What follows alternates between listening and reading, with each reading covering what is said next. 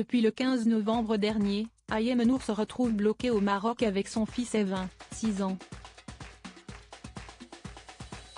Après avoir été accusée par son ex Vincent Miclet d'avoir enlevé leur enfant malgré une garde partagée au départ convenue, elle s'était rapprochée des autorités locales pour régler cette affaire. Si on lui a rapidement accordé de rester avec Evin, elle ne peut toujours pas rentrer en France avec lui. Et pour cause, si est-il l'homme d'affaires qui est en possession du passeport du garçon. Désemparée, Ayem Nour opère depuis des appels à l'aide à travers ses réseaux sociaux et y confie sa grande peine. Mais ce mercredi 4 janvier, la jolie brune était davantage énervée qu'elle n'était triste. La raison ? Elle fait l'objet de nouvelles rumeurs plutôt dérangeantes.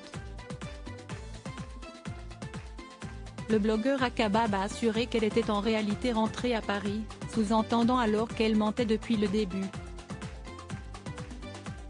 Une information qu'elle s'est empressée de nier en story Instagram. Apparemment, j'ai été vue à l'aéroport d'Orly et dans un chauffeur Uber à Paris. Mais je continue de vous faire croire que je suis au Maroc car je suis une menteuse et une manipulatrice.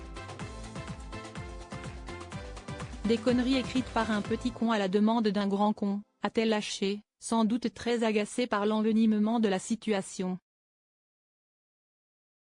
Histoire de prouver qu'elle est bel et bien toujours éloignée de chez elle, Ayem a ensuite partagé une photo d'elle allongée sur un transat au bord d'une piscine. Rien à voir donc avec la grisaille actuelle de la capitale. En tout cas, il fait beau à Paris, a-t-elle d'ailleurs ironisé en commentaire. Heureusement, Ayem Nour peut compter sur son adorable Evin pour retrouver le sourire. La veille, il lui a même fait chavirer le cœur en lui adressant de tendres mots. Il m'impressionne avec ses interventions et ses réponses. Dans mon malheur j'ai énormément de chance d'avoir ce petit être merveilleux dans ma vie, a-t-elle reconnu. Rappelons qu'une audience censée faire avancer l'affaire devait avoir lieu début décembre dernier mais celle-ci a finalement été reportée étant donné l'absence des avocats de Vincent Miclet.